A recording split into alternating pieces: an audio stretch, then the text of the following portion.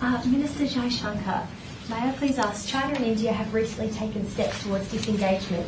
Are you on a path to stabilisation, and what are the implications for the stability of the region?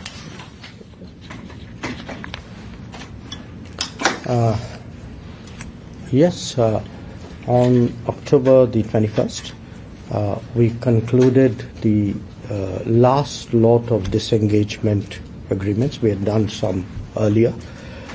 These are currently in the process of being implemented. The last agreement was primarily around patrolling rights of the two sides. So we think, all in all, it's a positive development. The fact that with that, once it's done, the disengagement process is completed. We have other challenges to address, including de-escalation of forces. But at Kazan, on the sidelines of the BRICS meeting, Prime Minister Modi and President Xi had a meeting. It was agreed that the foreign ministers and the national security advisors would meet. So we will have to look, at further building on this. And Minister Wong, may I please ask, did you recently meet with Mike Pompeo in Washington? What did you discuss, and what does the Trump presidency mean for Australia? In relation to the first, yes, I did. And you would anticipate before an election, it's important that we meet with both the government of the day, but also the potential alternative government. It was a very good discussion.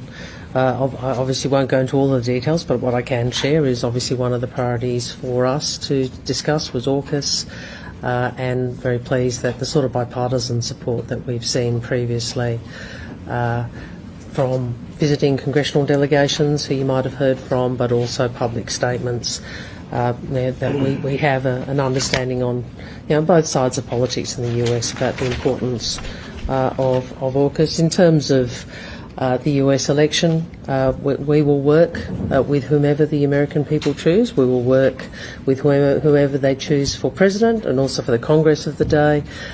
In Australia's interests, we will look to strengthen the alliance. As you know, historically, we've had an alliance for many, many years, and it is a relationship that is bigger than the events of the day. It's shaped by enduring friendship and timeless values. Thank you. A question for both ministers, please.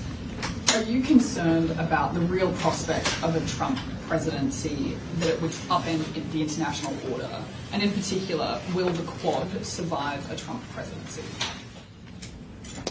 Well, in relation to the first, I refer to my earlier answer, but the question on the Quad's an important one.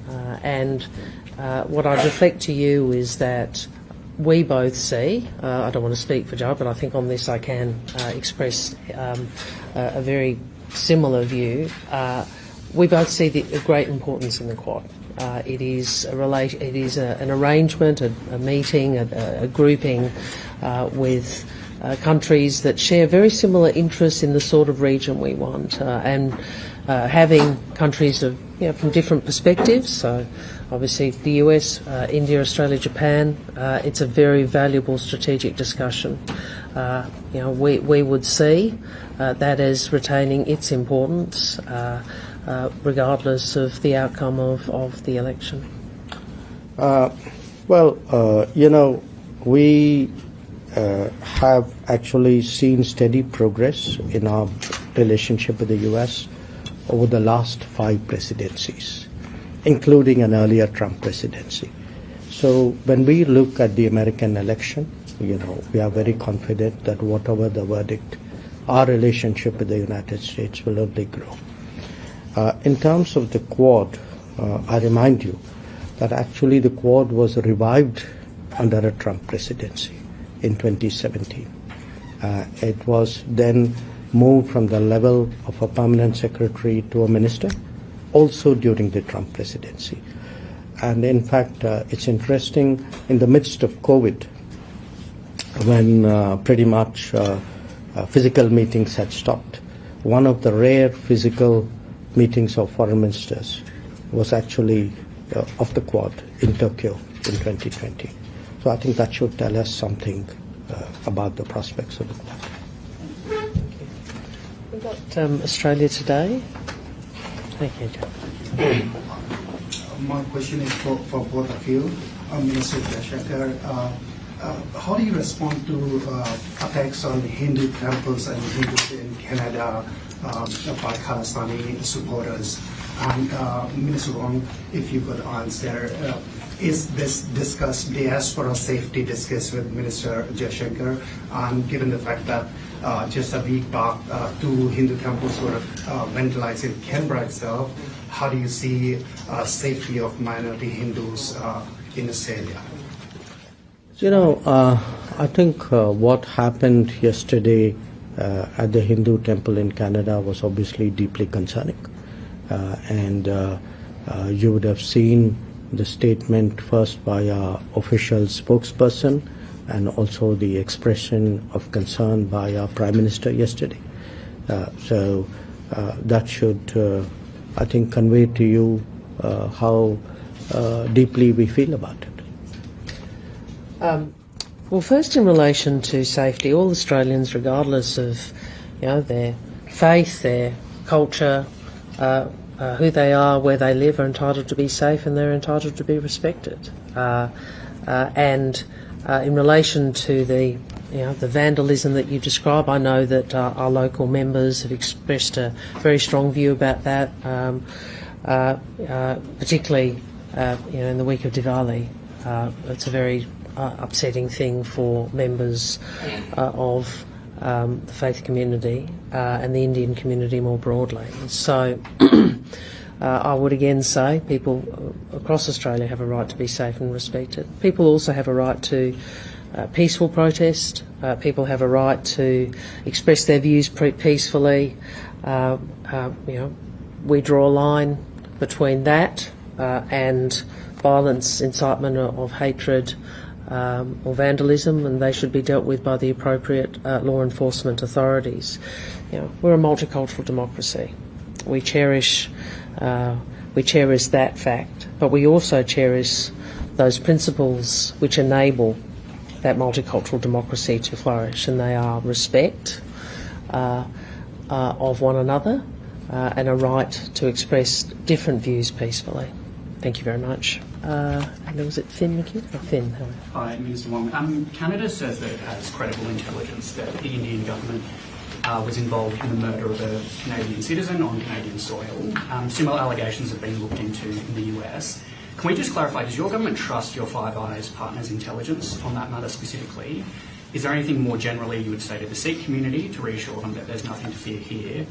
And Minister Jaishankar, your government has obviously labelled the allegations absurd, but have Australian diplomats raised concerns with you either today or in the last few months about them?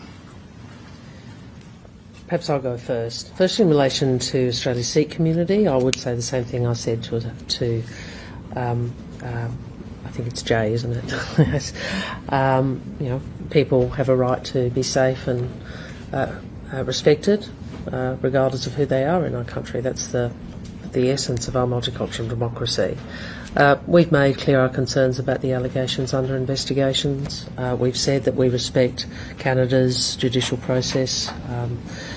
We convey our views to India as you would expect us to do, and we have a principal position in relation to matters such as the rule of law and the independence of the judiciary, and also, frankly, the sovereignty of all countries.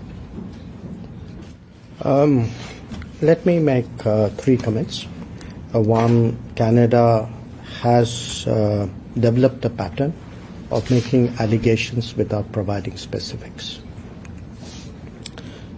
Secondly, when we look at Canada, for us, the fact that they're putting our diplomats under surveillance is something which is unacceptable. Third, the incidents which the gentleman there spoke about, and do look at the video. I think they would tell you, in a way, the political space today, which is being given to extremist forces there. So we believe in freedoms.